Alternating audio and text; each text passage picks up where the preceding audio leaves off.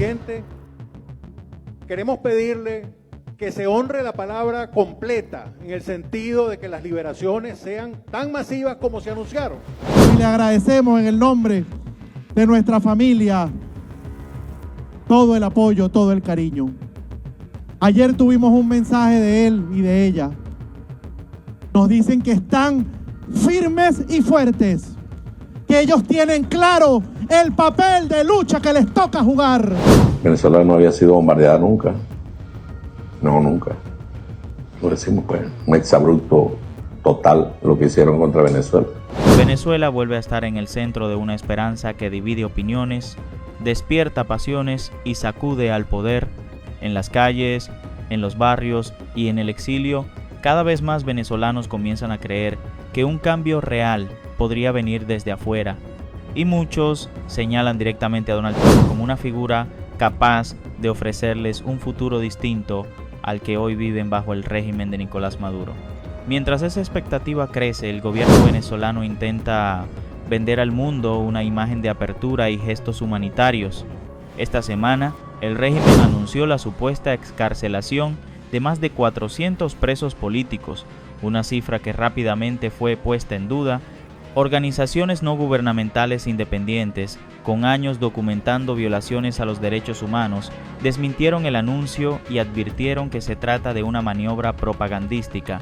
Liberaciones parciales, casos no verificados y muchos detenidos que simplemente fueron trasladados del lugar, no liberados. Pero el trasfondo es aún más oscuro. Señalamientos graves vuelven a apuntar contra uno de los hombres más poderosos del chavismo, Diosdado Cabello. De acuerdo con múltiples denuncias, el Comando Antidrogas de Venezuela habría sido transformado en un centro de tortura, represión y persecución política, donde disidentes, militares, civiles y presuntos opositores son sometidos a tratos crueles, interrogatorios forzados y desapariciones temporales. En este escenario de miedo, manipulación y control, surge una pregunta que hoy recorre Venezuela y el exilio. ¿Está el régimen acorralado y buscando ganar tiempo? ¿O realmente se avecina un cambio impulsado por la presión internacional y la expectativa de un nuevo liderazgo global? Hoy analizamos las promesas, las mentiras y la realidad detrás de estas cifras, mientras millones de venezolanos siguen esperando algo tan básico como libertad, justicia y un futuro digno. Presidente, queremos pedirle que se honre la palabra completa en el sentido de que las liberaciones sean tan masivas como se anunciaron. Porque al final quienes están sufriendo a las puertas del helicoide son los familiares de los presos políticos. Y quienes están, por supuesto, tras las rejas, evidentemente en este momento se encuentran en una situación de desesperación. La decisión que tuve yo el día 8 de enero me permito hacer algunas puntualizaciones. La decisión de que se dieran algunos procesos de excarcelación, no de presos políticos, sino de políticos que habían incurrido en faltas contra la ley, contra la Constitución. Gente que pidió invasión, los complacieron. Gente que pidió agresiones militares contra Venezuela, los complacieron. Gente que promovió la violencia, la desunión, la división.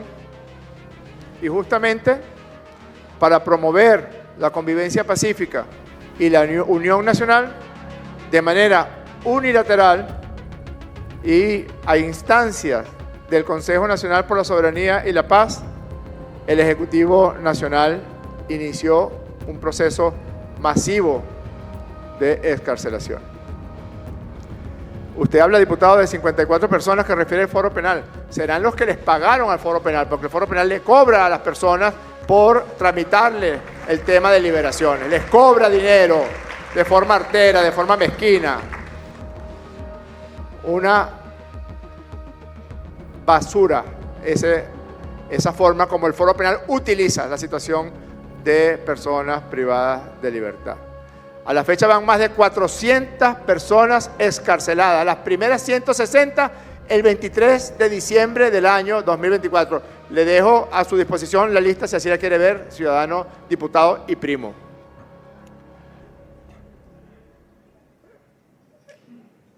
Si vamos a promover la convivencia pacífica, nosotros tenemos que rectificar. Nosotros tenemos que buscar mecanismos donde sea la parsimonia, el encuentro y bajarle dos un poco a la soberbia. Pero ustedes tienen que bajarle a la mezquindad, diputados. Ustedes tienen que bajarle a todo el tiempo disparar desde la cintura, porque una institución tan desprestigiada como el Foro Penal dice una cosa o dice otra cosa. Lo que estamos viendo en Venezuela no es un proceso de reconciliación, es un ejercicio descarado de manipulación política. El régimen afirma haber liberado a más de 400 presos políticos, pero cuando se le pide la prueba básica, los nombres, las listas, los criterios, no hay nada, solo discursos, acusaciones y propaganda. Jorge Rodríguez intenta cambiar la narrativa con un juego semántico peligroso, dice que no eran presos políticos sino políticos que violaron la ley. Ese argumento no es nuevo, pero sí profundamente cínico. Es la fórmula clásica de los regímenes autoritarios, negar la existencia del preso político mientras se llena el país de cárceles con opositores, activistas y ciudadanos críticos. Frente a eso, Foro Penal responde con datos, trayectoria y credibilidad, más de 23 años defendiendo víctimas, más de 15.000 casos documentados, reconocimiento nacional e internacional y lo más importante, hechos verificables. Hasta ahora solo 56 excarcelaciones confirmadas, no 400, ni siquiera 100. Una diferencia tan grande que no puede explicarse por error, sino por engaño deliberado. La opacidad del régimen no es casual. No publicar listas mantiene a las familias en vilo, fragmenta la presión social y permite al poder usar a los presos como fichas políticas. Hoy libero a uno, mañana a otro, pasado mañana miento sobre 100 más. Eso no es justicia, es control psicológico. Mientras tanto, hay más de 800 presos políticos registrados a comienzos de año. Personas que han sufrido incomunicación, torturas, negación de atención médica y procesos judiciales amañados. Y ahora el régimen pretende presentarse como generoso, como pacificador, como si la libertad fuera una concesión y no un derecho. La reacción de la sociedad civil y de líderes opositores como María Corina Machado es clara y legítima. Listas públicas, excarcelación total e incondicional y fin de la persecución política, nada menos. Porque sin transparencia no hay confianza y sin justicia no hay reconciliación posible. Hoy Venezuela no necesita discursos grandilocuentes ni cifras infladas, necesita verdad, necesita que cada nombre sea dicho, que cada familia tenga certeza y que la libertad deje de ser usada como propaganda. Hasta que eso ocurra, cualquier anuncio del régimen no es un avance, es otra mentira más frente a un país que ya no cree. Hoy le agradecemos en el nombre de nuestra familia todo el apoyo, todo el cariño. Ayer tuvimos un mensaje de él y de ella. Nos dicen que están firmes y fuertes, que ellos tienen claro el papel de lucha que les toca jugar, que tienen la tranquilidad de conciencia y la fe puesta en Dios y en el pueblo de Venezuela, que confían en Delcy y en el equipo que está al frente y que confían en nosotros. Ese fue el mensaje que nos enviaron ayer. La tranquilidad de conciencia y tienen claro el papel histórico que les toca jugar ahora, desde donde les toca jugarlo en este momento, que será circunstancial.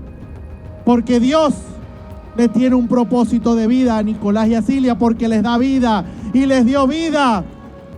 Y ese propósito se va a materializar.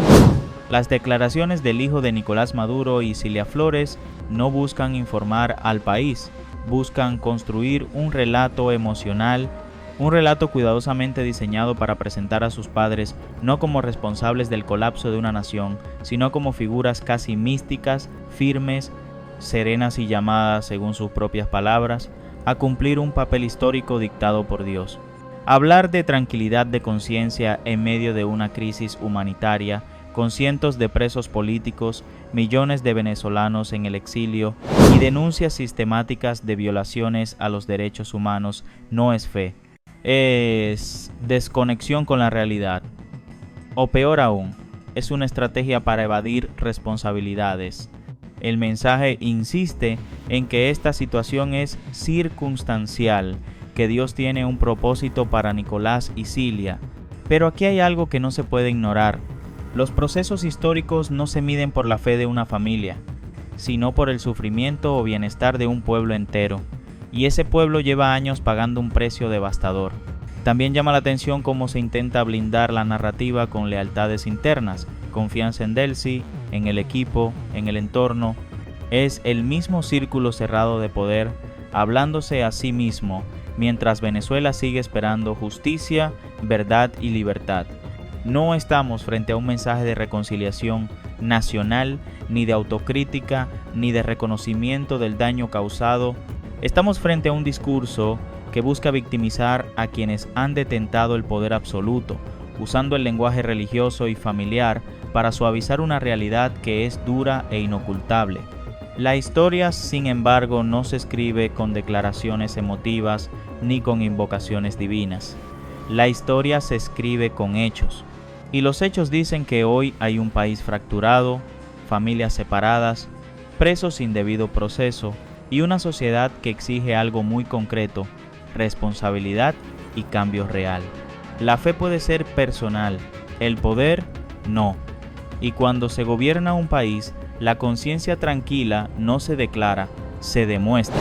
Explicó. El presidente de Colombia, como siempre, sale a veces a dar declaraciones sin tener elementos de pruebas, salió a decir unas barbaridades que afectaban directamente. Bueno, imagínate tú, pues, como dijo alguien aquí, tarde piaste, pajarito. En pleno ataque contra nuestro país, se dan esas declaraciones y luego te vas a retractar porque sabes que te dieron una información errada. Eso da vergüenza, da más vergüenza aún. Da más vergüenza. Pero bueno, cada quien con sus cargas, nosotros con las nuestras. El dueño de la fábrica salió adelante, explicó lo que había ocurrido. Es alguien que conoce el terreno, sabe dónde estaba la fábrica y dio la explicación adecuada. De manera que quien tiene la razón es el dueño de la fábrica. Siempre la tuvo, desde el primer momento. Siempre la tuvo. Los carteles depende, porque tú ves, esas drogas tienen distintos sellos. Entonces la determinación de ellos, de los dueños, de quién la envía, no, lo que sí sabemos es que viene de Colombia. Eso te lo garantizo, eso es verdad que no tiene dudas. Nadie puede decir que vienen de qué sé yo, de Noruega, no, vienen de Colombia. Eso está muy claro, eso no tiene duda, eso es una gran verdad, difícil de desmentir. Eso sí es difícil de desmentir o de retractarse luego. Eso viene de Colombia. Y nosotros aquí estamos haciendo nuestro trabajo. La del Zulia era de la mafia albanesa, la del Zulia, que opera en Ecuador. Nosotros tenemos aquí detenidos a un personaje de eso, que después Colombia dijo que había cometido muchos delitos allá en Colombia. Pero la verdad es esa, pues son distintos operadores que ellos tienen, les ponen un sello y ellos tienen sus códigos. Y nosotros tenemos los nuestros. Los códigos nuestros es que por aquí no va a pasar ni un gramo de droga y que nosotros estaremos desplegados mañana, tarde y noche. Esto es una instrucción que dio el presidente Nicolás Maduro y que dio la compañera presidenta encargada, Delcy Rodríguez. Lo que hoy se denuncia sobre el Comando Nacional Antidrogas en las Acacias no es un exceso aislado ni una desviación institucional. Es la radiografía de un Estado que convirtió sus cuerpos de seguridad en instrumentos de terror político. Bajo la dirección real y efectiva de Diosdado Cabello, el CNA dejó de combatir el narcotráfico para transformarse en un centro de detención clandestino, tortura y fabricación de culpables. Estamos hablando de detenciones sin orden judicial, traslados encapuchados incomunicación, tribunales de terrorismo usados como atajo represivo y confesiones arrancadas bajo tortura. Todo esto no es una acusación genérica. Hay nombres, fechas, rangos militares, testimonios y patrones claros. El caso de Andrés Ibars es particularmente grave. Un ciudadano venezolano estadounidense obligado a grabar un video mostrando su pasaporte norteamericano antes de la llamada Operación Resolución Absoluta, evidencia que su detención tenía un valor político y de chantaje internacional. Su empresa fue allanada y saqueada. Las encomiendas desaparecieron en manos de funcionarios del GOES. Eso no es un procedimiento legal, es pillaje bajo uniforme.